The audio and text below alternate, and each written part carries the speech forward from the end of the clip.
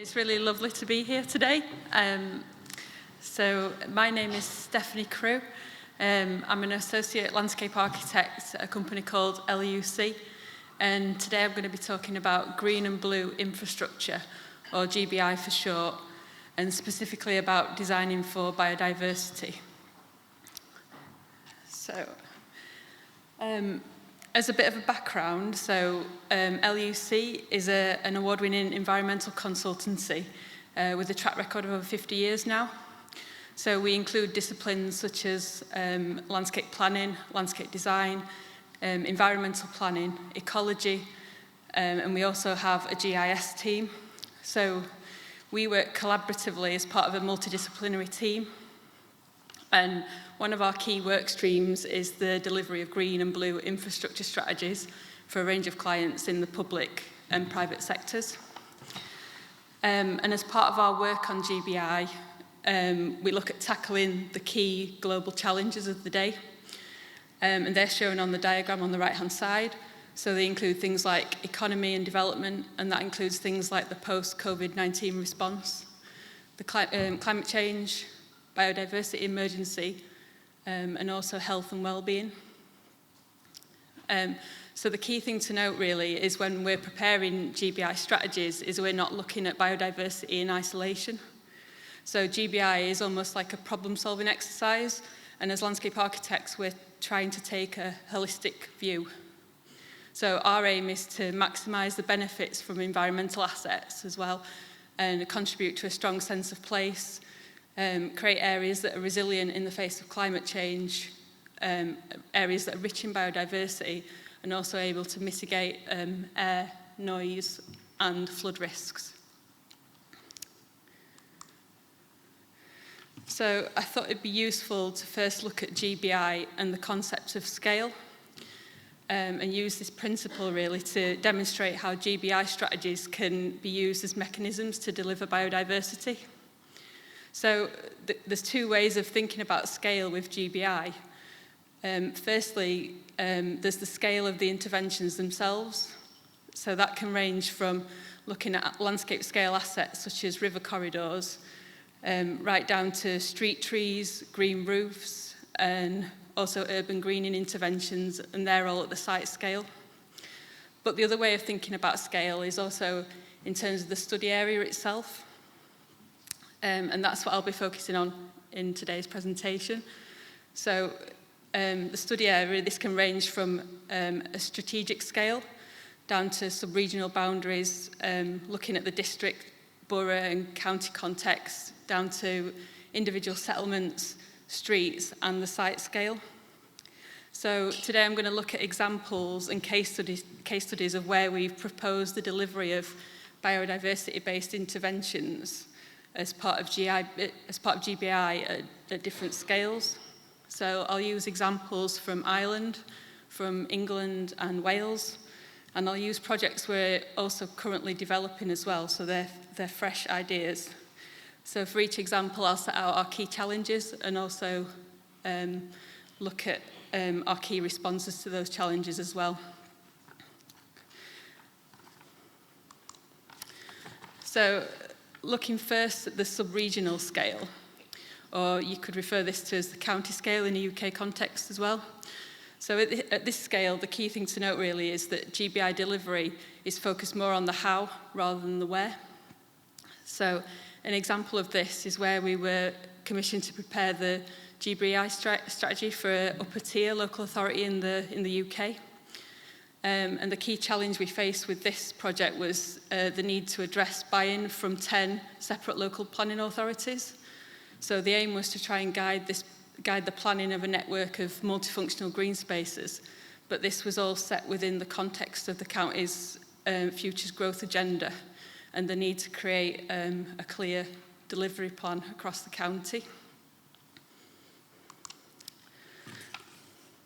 So looking at the response that we had to this challenge at this scale, what we first did was we developed a range of GBI actions, and many of which related to biodiversity and also local nature recovery.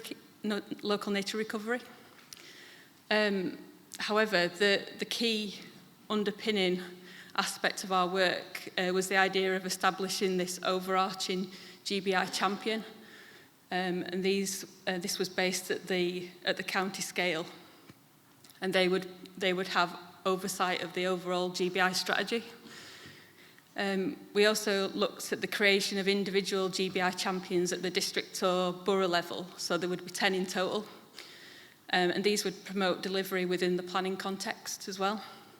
So for each GBI priority action we outlined the roles and responsibilities of each GBI champion, as well as the local planning authority in order to deliver the intervention.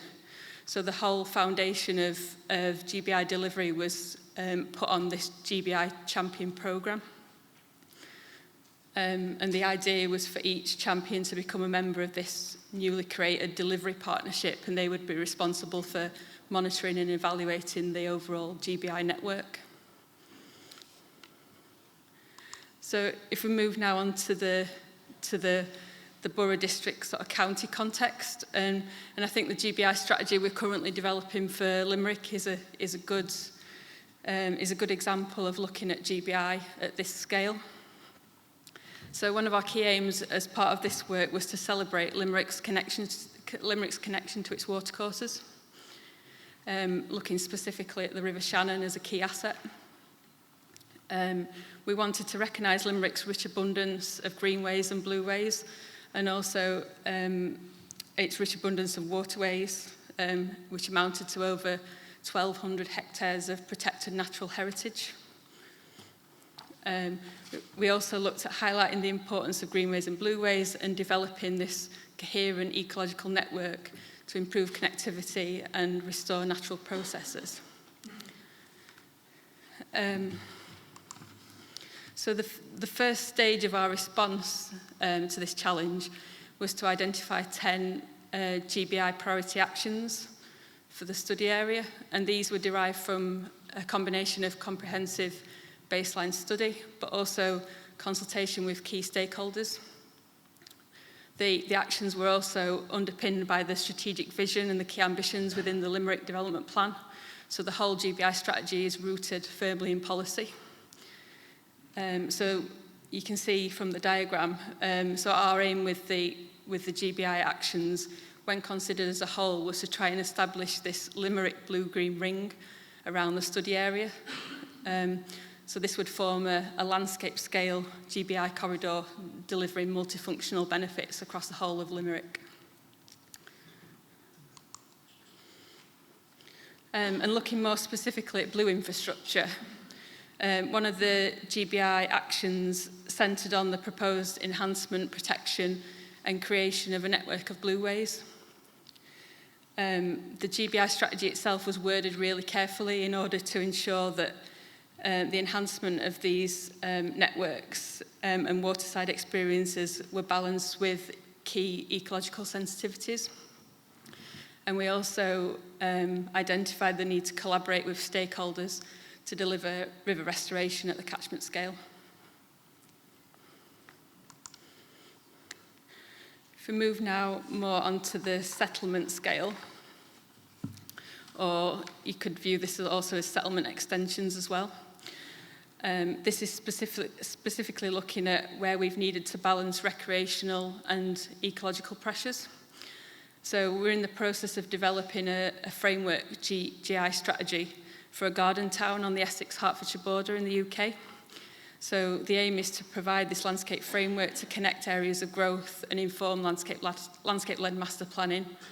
And our overall aim is to ensure that the GBI network is biodiverse, climate resilient and accessible to the local community. So our response to this challenge was quite interesting in terms of what we did was we looked at reframing the river valley, and that was from its promotion as a recreational corridor, and this was in recognition of its key ecological sensitivities. So the emphasis was on the dilution of recreational pressure on the river corridor, whilst continuing to accommodate key corridors for movement. So the idea was promoting the river corridor as a movement corridor rather than as a place.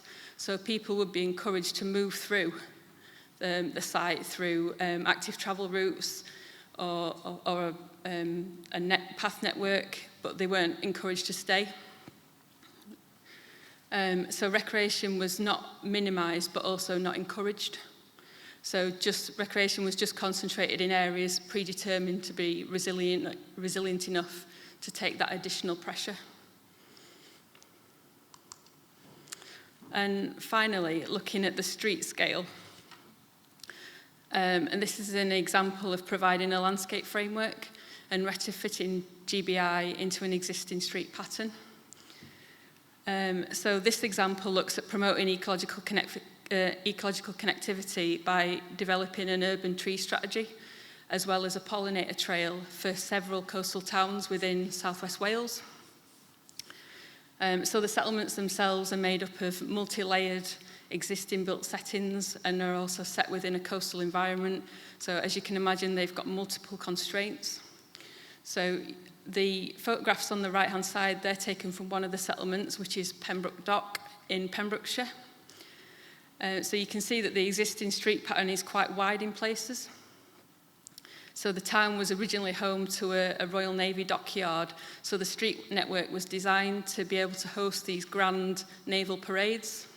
So historically, there was limited tree coverage in the streets, as they would have been seen as kind of obstacles in the public realm. So the town represents a really great opportunity to integrate tree planting within this existing grid network of streets, and therefore softening the public realm.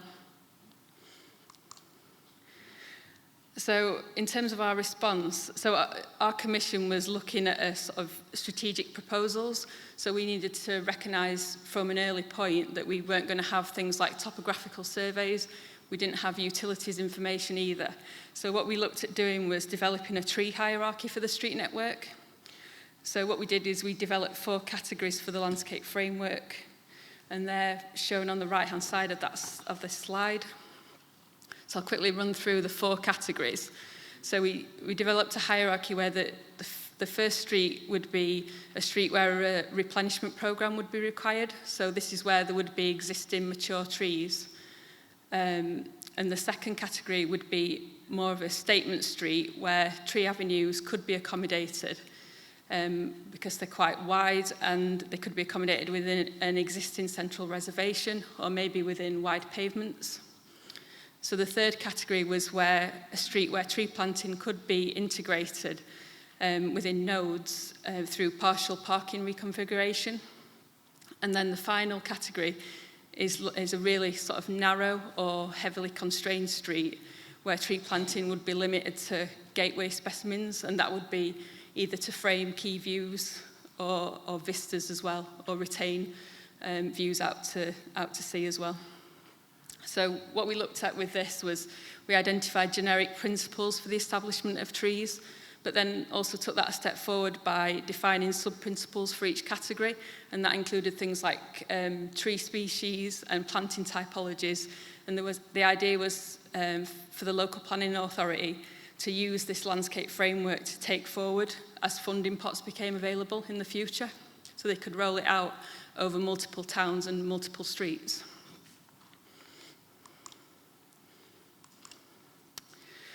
So just to conclude, so the examples that I've shown show the different approaches to the delivery of GBI at a range of scales. So I think they all demonstrate, though, the need to adopt a landscape scale approach to the delivery of GBI in the first instance before focusing on site-level interventions. They also show that we often have to juggle multiple functions in order to maximise the benefits of GBI, whilst recognising the fact that component GBI assets, they deliver functions to differing extents as well, and that is often driven by local character and need. Yeah, and that's the end of my presentation, and thanks very much for listening.